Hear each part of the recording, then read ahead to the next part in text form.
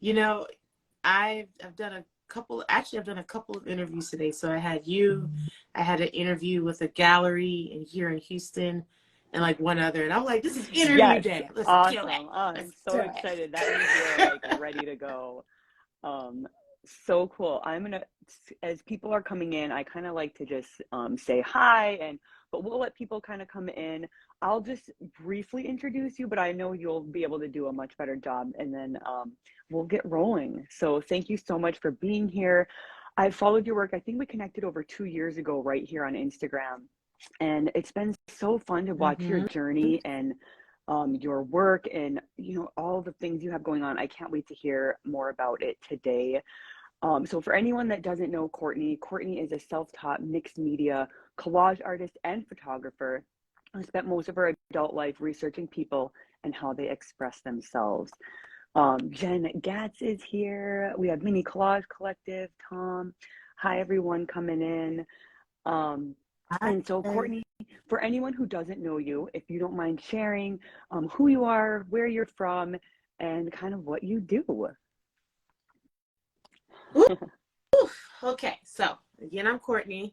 I used to go by the art name Ronum Art, which was Ronum is my last name backwards. I'm originally from Houston, Texas, born and raised. I've lived a lot of different places, but I'm living in Houston right now, but I'm actually moving back like next week to New York, New Jersey. So I got a new place in New Jersey. I wanted to be back with my It's tribe. important. So moving back there and looking forward to seeing everybody. I forgot the rest of your No, question, but wonderful. yeah. And collage. So, being in the art world, how did you get into collage, making collage work? You, I've always been drawn to assemblage, even as a child. Because when I was young, like elementary school, middle school, I used to I used to create paintings and do pointillism and all kinds of stuff. And I loved seeing different collage artists put their work together. At the time, I didn't know it was called collage. I just knew what I liked. Um, and I remember I was at the MFA and there was a piece by Ramari Bearden. And again, I didn't know it was called collage. I just kept saying, wow, that's really dope. I like that. And I found that in my own art collection, the artists I tended to be drawn to were collage artists. Joanna Goodman is another one. She's based in New York. I have one of her collage like works here in my house in my own art collection. So that's kind of how it started.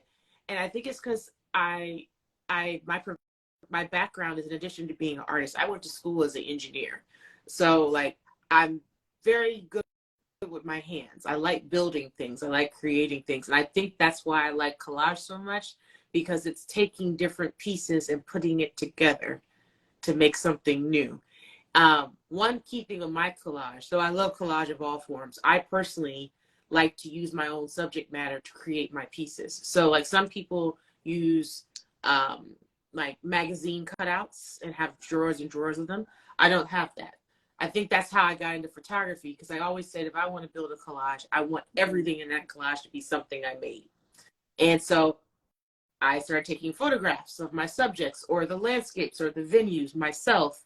And then I actually transform those individual photographs. So oftentimes collectors and friends of mine who are here in my studio, when they see my collage pieces, they're like, that's an art piece in itself. And I'm like, yeah, I know, Yeah. but I'm about to tear it Oh up. my gosh. I love that. And I love how you share your process online too. And you do so much behind the scenes where we're able to see. And there's so many times where I'm like, what is that? Like, what are you working with? Because your materials, like you said, I have like, my piles of paper everywhere.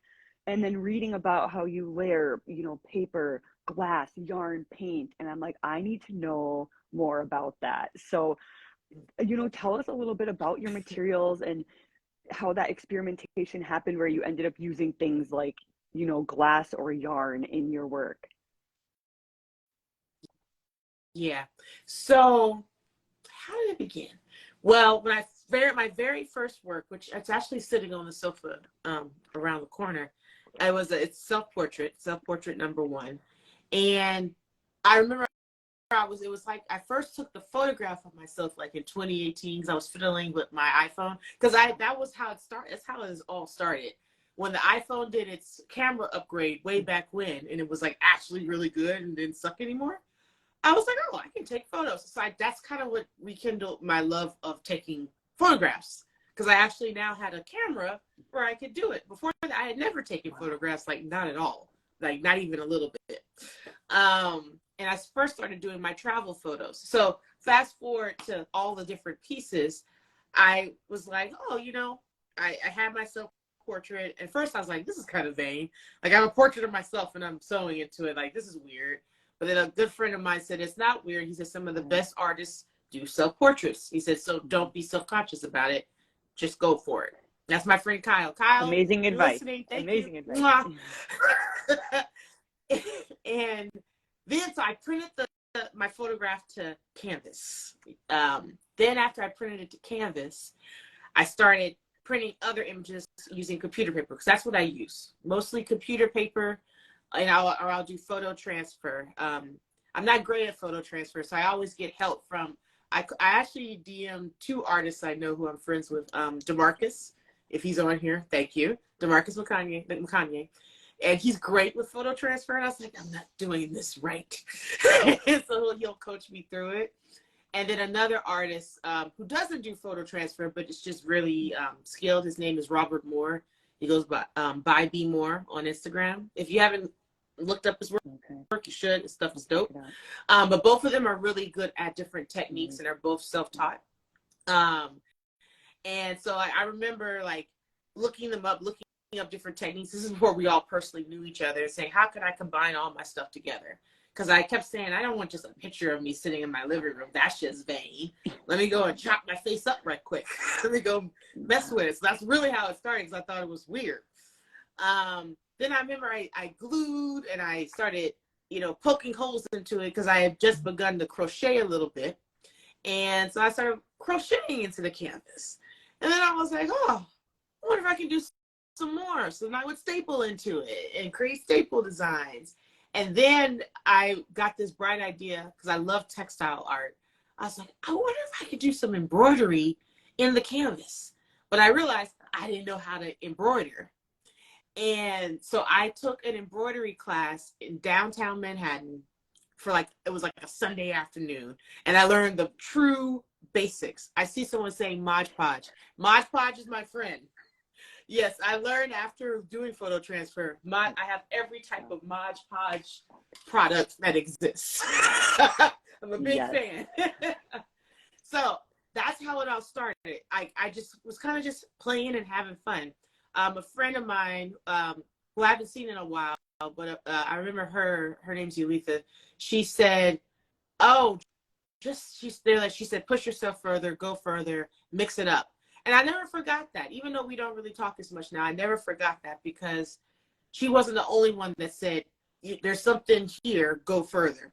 And so I kept going further. And now fast forward, I've evolved beyond canvas. Like, y'all haven't seen my new works. I haven't shown them at all. You won't see them yet. But like now I'm working on wood. I'm working on bamboo. I'm working on silk. And it's one of those things where it's like, I just keep pushing myself because everyone says you can go further. And this idea collage, well, you can mix all kinds of stuff together if you really want to. So I'm mixing I love it. It's so interesting to watch. I can't wait to see those new pieces. I'll be patient. But so cool. And when you work, Courtney, is it more of like an intuitive, like do you go in with a plan of like, this is kind of what I want to make, or is it all like as you're applying different layers, like an intuitive process for you? It's okay. Pretty organic and intuitive. So like my process it's strange to me because it's exhausting, but there's certain works I go in, like the Blue series. I kind of had the idea in my head. I want to do and document in a weird way my grieving process, both from my perspective and from my perspective of observing others. And then also do a tribute to those that have passed, right? So I had that idea. I knew they were going to be blue backgrounds. I knew I was going to start with uh, a photo, redoing a photo and do digital work on the photo first as my base for this series, and then play with it. Now, but once I did that part, once I actually got the canvas back from the canvas printer, well, then it was all it was no holds bar, and then it was completely intuitive. Like, for example, this one behind me, this is my mom. For those who don't know, this is my mom. So I always put her painting next to my dad who passed away a year ago. Let's see if I can angle it so you can see it. All right. I think it looks like it's completely intuitive. It shouldn't look like there's thought behind it because there was none. But if you zoom in, all I knew, let's see if I can get closer. All I knew is I found all these really old photographs of my mom and dad when they were young, exploring Colorado. And well, yeah, it's easier if you see it in person. You kind of can see my dad sitting on a rock cliff there. That's like my dad sitting. And then my mom is over here. And then this is them in their first home and then us young. So all of their photographs when they're young are behind them. And I normally take my own photography, but there was just something about those images that they took. And it was all on Polaroid. You can't get better than Polaroid.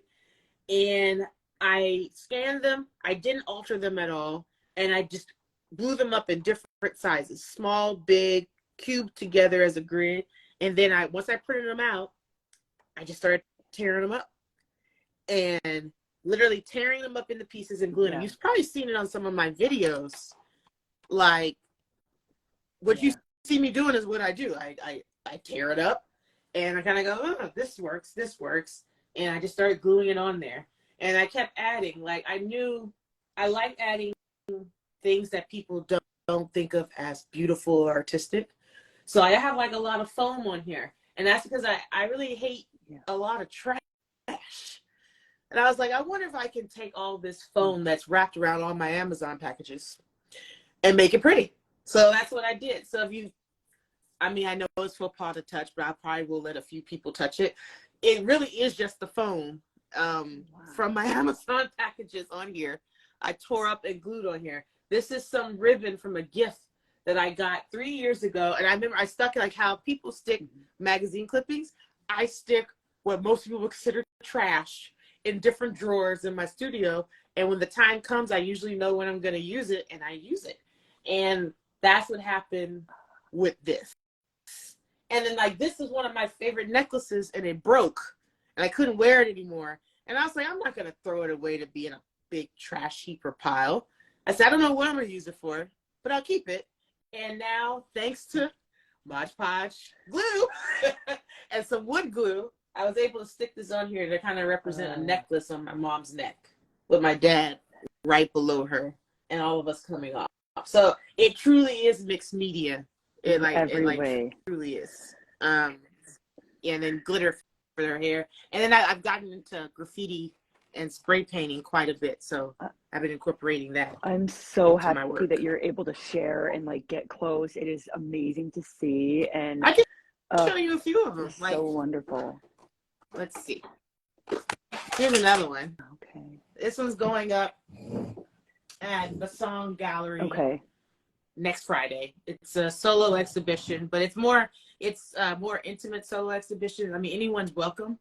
But this was my way of making sure that any friends and extended family that knew I was doing all this stuff as therapy could come and see the works in a beautiful setting. I was going to say, you're getting claps. I'm making Yes. Is this okay? I'm just going to show it to you. Trace is amazing. There's some claps. Thank you. I can't see what you're writing. Yeah. So I do a lot. Everything in my work has symbolism. I love that. Like everything. Nothing is by accident. I will say that. So like here I started incorporating found. I did buy it, but objects. So prime example, I had like a lot of fake plants on my patio. So I just started breaking them apart because I wanted something that represented rejuvenation for all the deaths that happened in my family. So I took these, literally this came from my thing, Michael's. Tore them up, and then I have this like tree I bought on Amazon. I started picking the flowers off, and I just started literally stapling and gluing them onto the canvas. And it's supposed to serve as like a bed of flowers for all those that we are standing up and missing. And this was a last minute ad. This is my Aunt Eula. So my Aunt Eula died I'm 1 sorry. month ago. Again, completely unexpected. And I was like, I have to incorporate her into this because I wasn't done yet. So I put my Aunt Eula, who I call her Eula Bananas. And it's an inside family joke. When I'm done with her painting, you'll see why. This is my dad. And all of his halos and the circles and everything around that just represent them radiating out their energy and like who they are to the world, because they all had very strong personalities. This is Mima Mima. This is the mother of my sister-in-law, who I got to know over all the years that they were married. My sister-in-law is married to my brother. I got to know her, and when she passed, it was really hard for the whole family because we all knew her very well. And she lived here in Houston. And then this one is Jordan. This is my sister-in-law's nephew. And and I have to call this out, he wasn't doing anything wrong. He was so young. And it was a hit and run. Someone just hit him.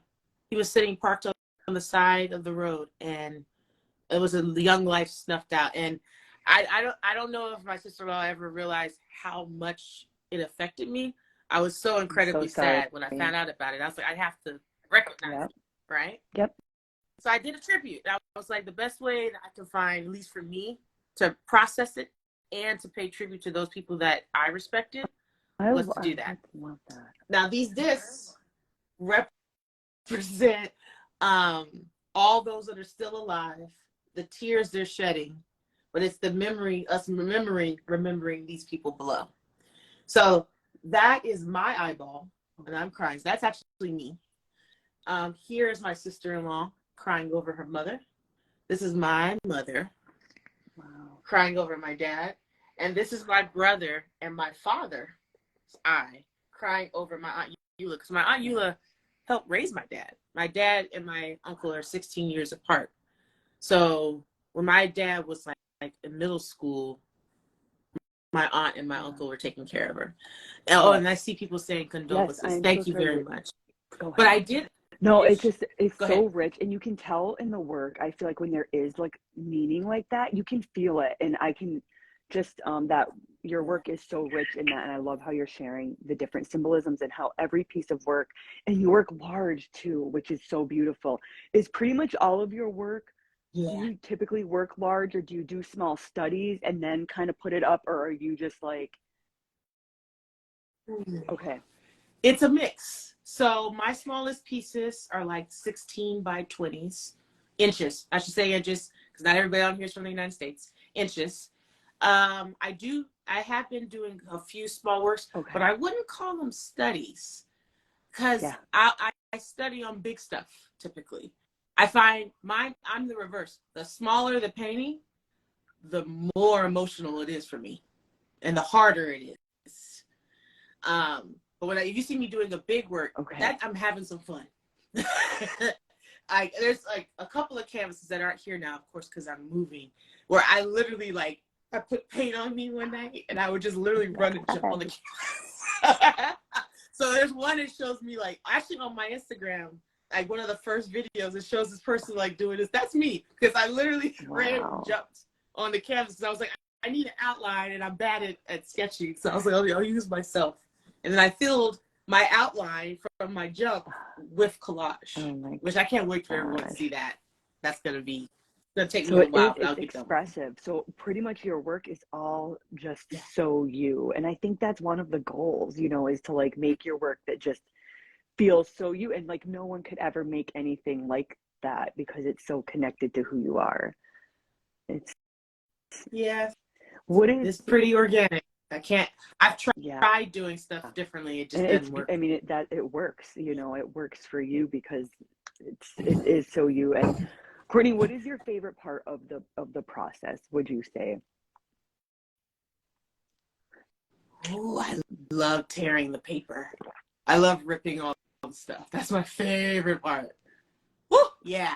I don't know why I get such a thrill out of it. I think because you know what? I think it's because so many people treat art so fragile and treat everything so precious, which is nothing wrong with it, but there's no thrill like going. Yeah. Yeah. It's amazing. That's the one. That's why no matter how many mediums I bring into my collage, I always will have paper because I love tearing paper. I love it. I love it so much. That's yeah, definitely. And then also I'll see all of my stuff torn up, pieces of paper all over the floor and stuff glued and stuck to my face because sometimes I'll get glue on my face and stuff gets stuck in. I'll have glitter for days. And I've had people come and visit my studio when I'm working, and then they'll be like, "Oh my God, your place is a mess. It's just trash everywhere." And I'm like, "It's beautiful trash. Wait till you see what it's gonna become." And then they'll come back like weeks later because my process when I'm doing my works, I might think about it off and on for weeks, days, months, but when I actually execute, it might take me 1 day to complete a work or maybe 2 weeks. But when I start, I usually don't stop.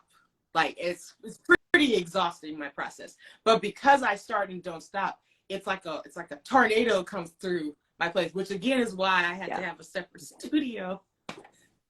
Because there'd be paper and glitter and glue everywhere. Like I remember one morning I like woke up in my studio and I was like, there's glitter all over my eyebrows, and I tried to get it off, and some of my hairs came off, and the lady who does my eyebrows was like, "What the heck?" I'm like, "I know, an artist, an artist, a true artist." I was like, "We're gonna draw it until it grows back." True artist. I mean, you know, glitter in the eyebrow, it could just be a thing, you know. I love it. And Good we work. have Trey says 100%. Jen Gatt says tearing paper is like an act of rebellion. I love that. Yes. Oh, Tomorrow says yes, yes to ripping absolutely, the paper, and John's like yes. So yeah, we're feeling that. absolutely. Yeah. Kindred minds Marcus says right here. life of an Kindred artist. minds. Yes. Oh my gosh. Hey, Marcus. And so you do have a show. I know Tamara asked about the show, and I'll make sure I put that in the replay, like, and I'll post it, and I'll make sure I kind of tag it because she was asking about where it was and to how to spell it and stuff. But do you want to tell us a little bit about your show and like what the inspiration was? Because I know now we haven't seen anything yet, or when we can expect to kind of be able to. No, you've seen. So the works for next week, you're seeing them right now. I've shown them online. I have a lot of shows coming up. It's just I haven't really announced them. So this is the perfect time. So next Friday I have my I won't call it like an official solo because I'm sponsoring it. It's not with a galleryist. But that is next Friday at the Basson Gallery in Houston, Texas. I'll give you all the details. I just found out, I don't know if I'm supposed to share it yet, but whatever. Saatchi reached out to me and they have asked me to be part of their Black History Month online exhibition for February.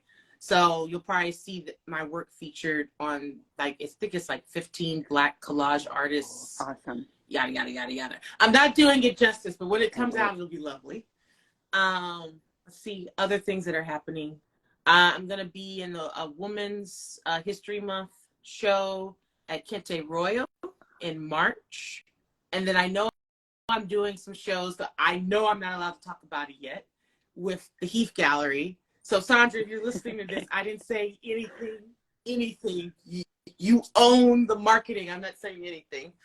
And then for all of my Chicago folks, I will be at the Other Art Fair in Chicago. So if you're into the Chicago area, you can see probably some of my new works that I haven't shown yet. Those will be there. Probably some of my Blue series. I know I'm missing stuff. I feel like I'm missing something really big. But yes, and that's my on Instagram. As long as people are following you, they'll be able to see. You'll share as things come up. They follow me on Instagram. Also, like my newsletter, I shouldn't call it a newsletter because I'm not frequent. It's pretty much I say, hey guys, this is happening, and please don't unsubscribe because I'm really only telling you what stuff happens. So I would say go to my website, ronamartemporium.com, or you can go to ronamart.com, or you can go on my Instagram, and after my show next week, it'll go back to my normal website and you can sign up for my newsletter there. And then you'll find out all my exhibitions and everything that's going to be coming up over the next few months, because it's going to be a busy year. Let's see what else is going on. Oh my God, the big one. I got invited to a residency. So at the end of this year, I will be living in Puebla, Mexico, outside of Mexico City, as part of the Architopia residency.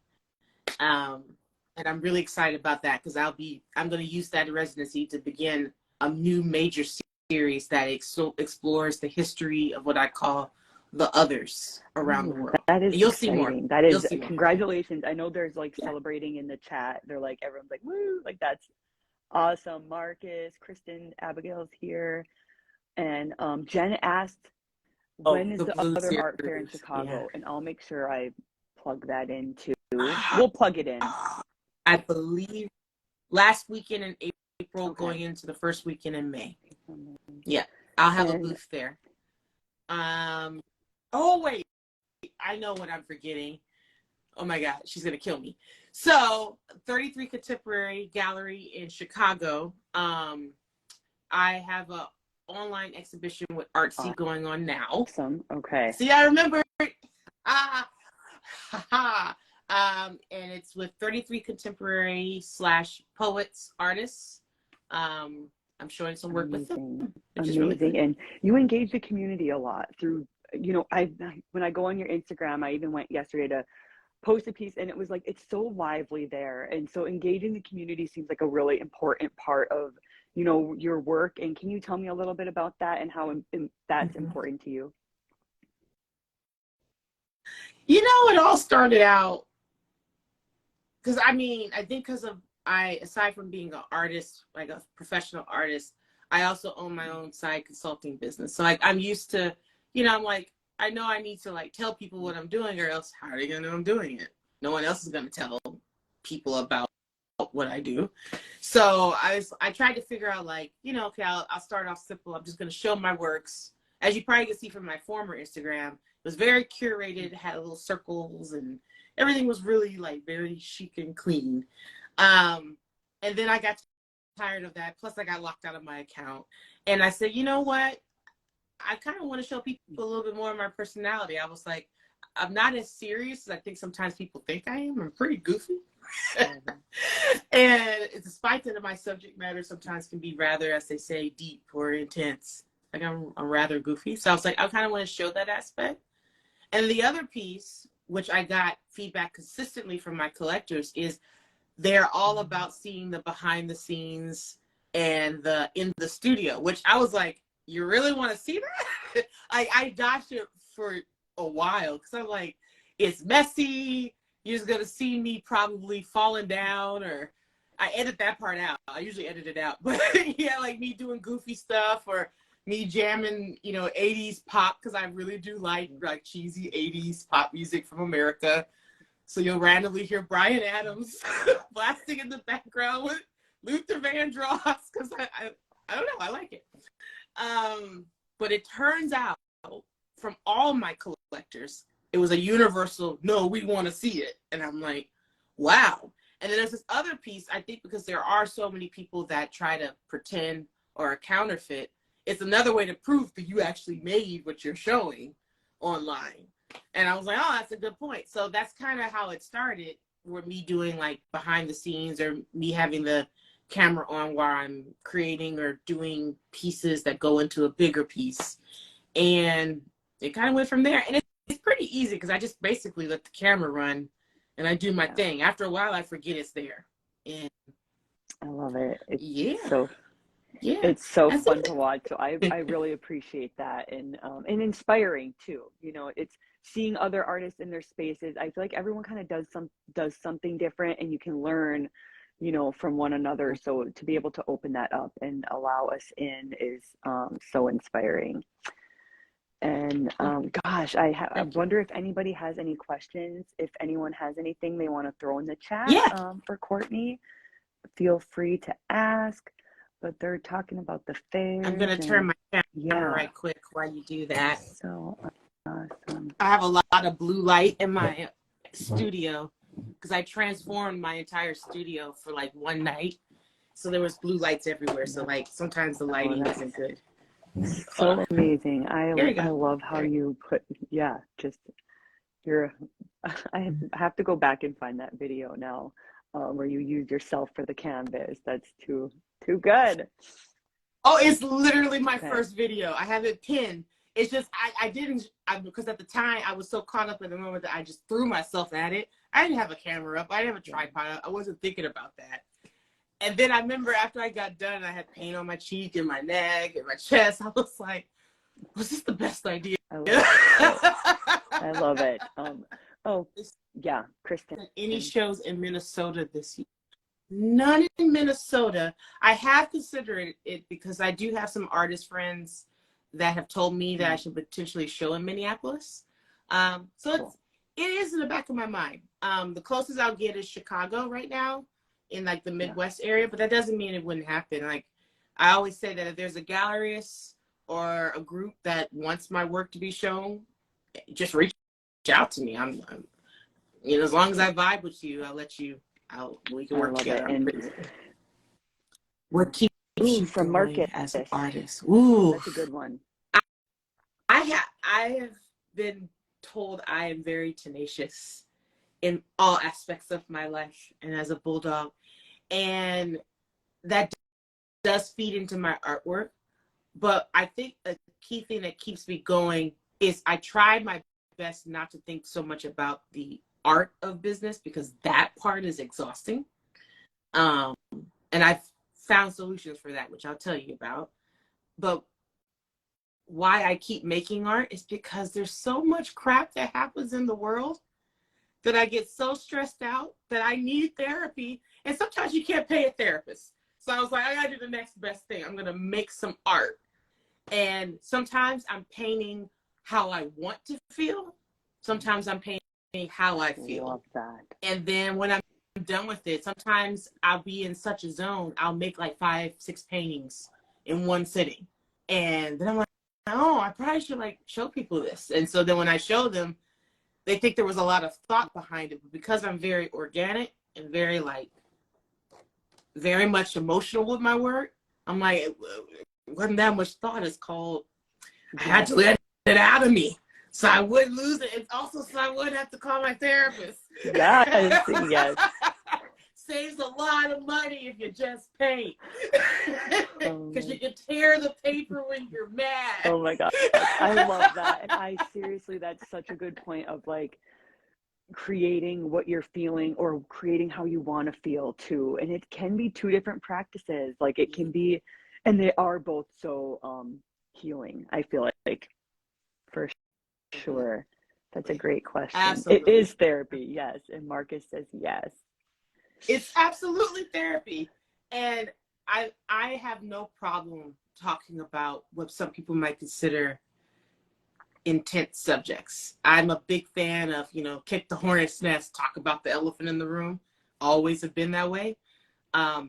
Because if there are some things I want to keep private, well, then you're not going to know about it.